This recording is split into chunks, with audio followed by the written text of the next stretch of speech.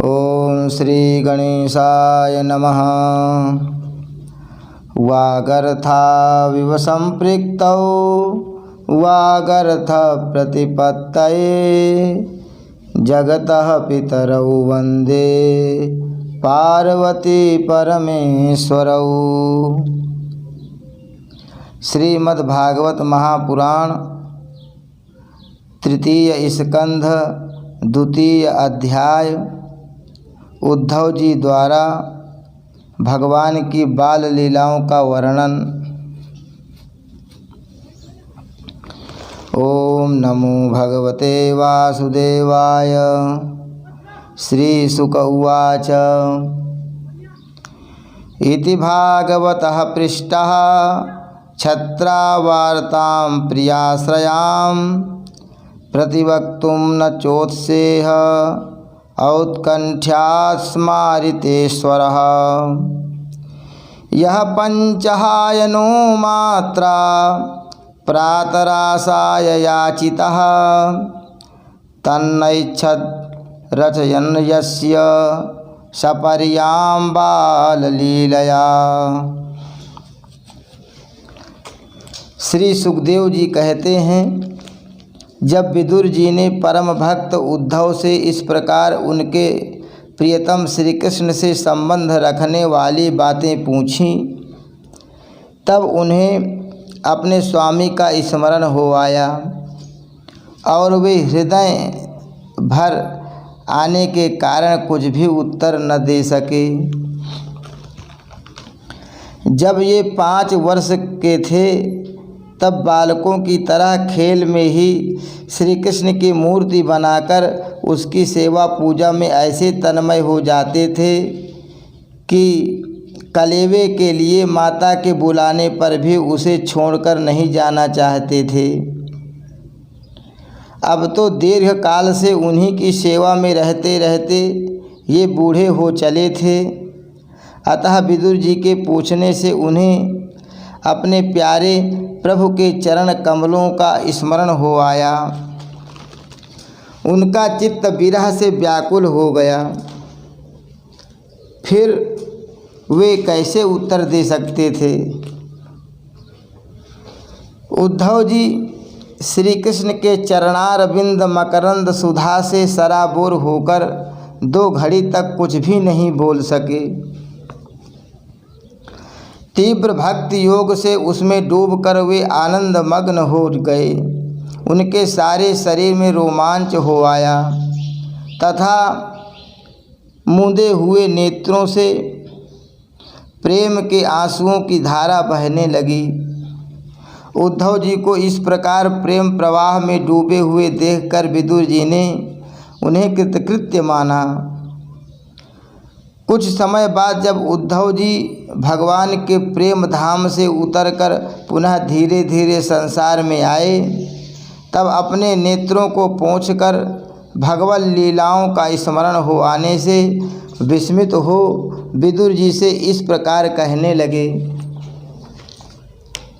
उद्धव जी बोले, विदुर जी, श्री कृष्ण रूप सूर्य के छिप जाने से हमारे घरों को काल रूप अजगर ने खा डाला है।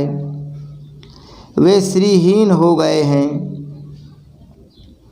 अब मैं उनकी क्या कुशल सुनाऊं। ओह, यह मनुष्य लोक बड़ा ही अभागा है। इसमें भी यादव तो नितांत भाग्यहीन हैं, जिन्होंने निरंतर श्री कृष्ण के साथ रहते हुए भी उन्हें नहीं पहचाना। जिस तरह अमृतमय चंद्रमा के समुद्र में रहते समय मछलियां उन्हें नहीं पहचान सकी थीं, यादव लोग मन के भाव को ताड़ने वाले बड़े समझदार और भगवान के साथ एक ही स्थान में रहकर क्रीड़ा करने वाले थे, तो भी उन सब ने समस्त विश्व के आश्रय सर्वांतर्यामी श्री कृष्ण को एक श्रेष्ठ यादव ही समझा। किंतु भगवान की माया से मोहित इन यादवों और इनसे व्यर्थ का वैर ठानने वाले शिशुपाल आदि के अवहेलना और निंदा सूचक वाक्यों से भगवत प्राण महानुभावों की बुद्धि भ्रम में नहीं पड़ती थी। जिन्होंने कभी तप नहीं किया उन लोगों को भी इतने दिनों तक दर्शन देकर अब उनकी दर्शन लालसा को तृप्त किए बिना ही वे भगवान श्री कृष्ण अपने त्रिभुवन मोहन श्री विग्रह को छिपाकर अंतर्धान हो गए थे।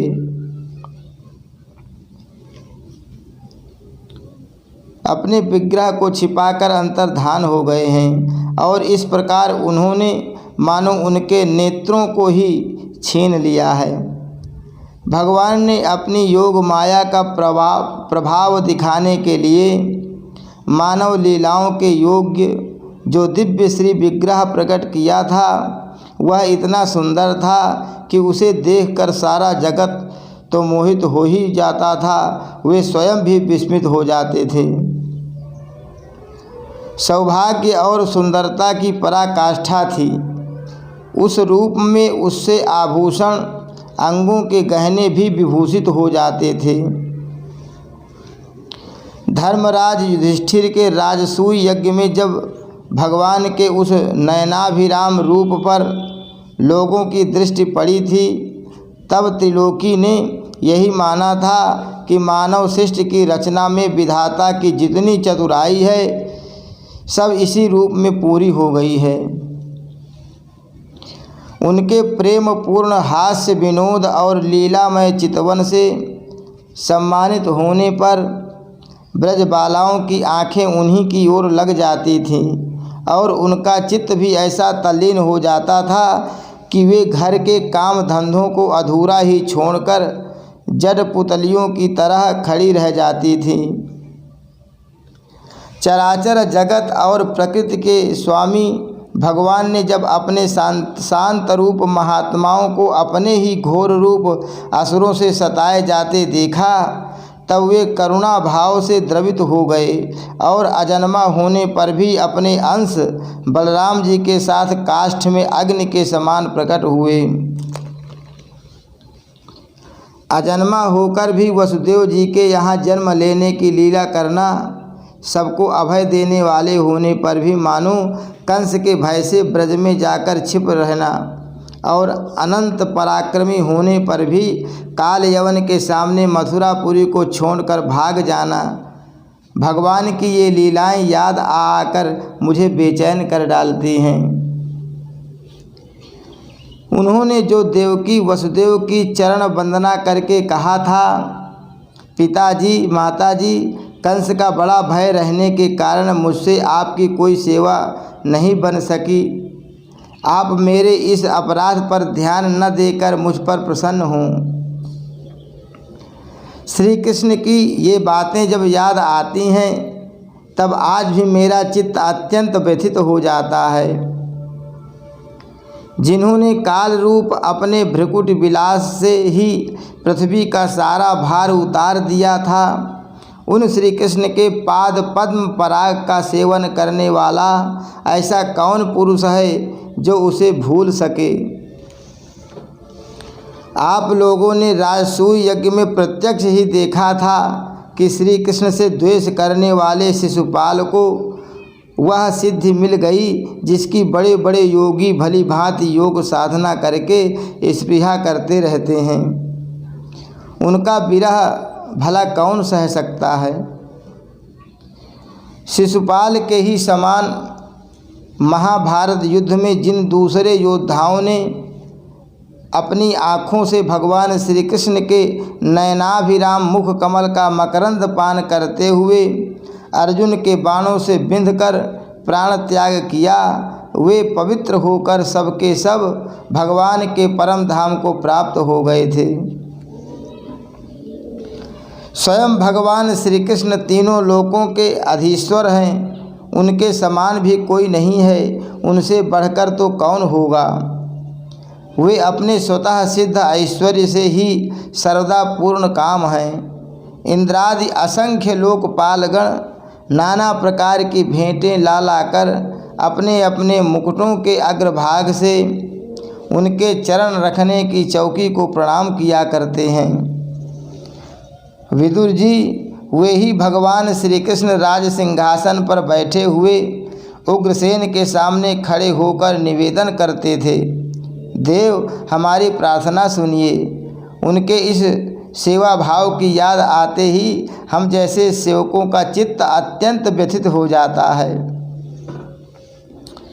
पापनी पूतना से अपने स्तनों में हलाहल विष लगाकर श्री कृष्ण को मार डालने की नियत से उन्हें दूध पिलाया था, उसको भी भगवान ने वह परम गति दी जो धाय को मिलनी चाहिए। उन भगवान श्री कृष्ण के अतिरिक्त और कौन दयालु है जिसकी शरण ग्रहण करें। मैं असुरों को भी भगवान का भक्त समझता हूँ, क्योंकि वैर भाव जनित क्रोध के कारण उनका चित्त सदा श्री कृष्ण में लगा रहता था और उन्हें रणभूमि में सुदर्शन चक्रधारी भगवान को कंधे पर चढ़ाकर झपटते हुए गरुड़ जी के दर्शन हुआ करते थे। ब्रह्मा जी की प्रार्थना से पृथ्वी का भार उतार कर उसे सुखी करने के लिए कंस के कारागार में वसुदेव देवकी के यहाँ भगवान ने अवतार लिया था। उस समय कंस के डर से पिता वसुदेव जी ने उन्हें नंद बाबा के ब्रज में पहुँचा दिया था। वहाँ वे बलराम जी के साथ 11 वर्ष तक इस प्रकार छिपकर रहे कि उनका प्रभाव ब्रज के बाहर किसी पर प्रकट नहीं हुआ। यमुना के उपवन में जिसके हरे भरे वृक्षों पर कलरव करते हुए पक्षियों के झुंड रहते हैं, भगवान श्री कृष्ण ने बछड़ों को चराते हुए ग्वाल बालों की मंडली के साथ विहार किया था। वे ब्रजवासियों की दृष्टि आकृष्ट करने के लिए अनेकों बाल लीला उन्हें दिखाते थे।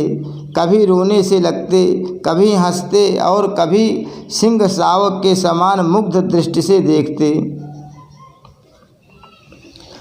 फिर कुछ बड़े होने पर वे सफ़ेद बैल और रंग बिरंगी शोभा की मूर्ति गौओं को चराते हुए अपने साथी गोपों को बांसुरी बजा बजा कर रिझाने लगे। इसी समय जब कंस ने उन्हें मारने के लिए बहुत से मायावी और मनमाना रूप धारण करने वाले राक्षस भेजे, तब उनको खेल ही खेल में भगवान ने मार डाला, जैसे बालक खिलौनों को तोड़ फोड़ कर डालता है। कालिया नाग का दमन करके विष मिला हुआ जल पीने से मरे हुए ग्वाल बालों और गौओं को जीवित कर उन्हें कालिया दह का निर्दोष जल पीने की सुविधा कर दी। भगवान श्री कृष्ण ने बढ़े हुए धन का सद्व्यय कराने की इच्छा से श्रेष्ठ ब्राह्मणों के द्वारा नंद बाबा से गोवर्धन पूजा रूप गोयज्ञ करवाया। भद्र इससे अपना मान भंग होने के कारण जब इंद्र ने क्रोधित होकर ब्रज का विनाश करने के लिए मूसलाधार जल बरसाना आरंभ किया, तब भगवान ने करुणावश खेल ही खेल में छत्ते के समान गोवर्धन पर्वत को उठा लिया और अत्यंत घबराए हुए ब्रजवासियों की तथा उनके पशुओं की रक्षा की।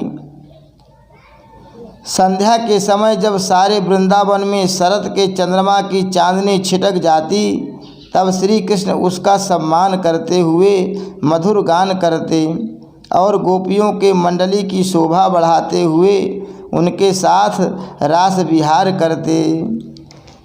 हरि शरणम श्री कृष्णार्पणमस्तु।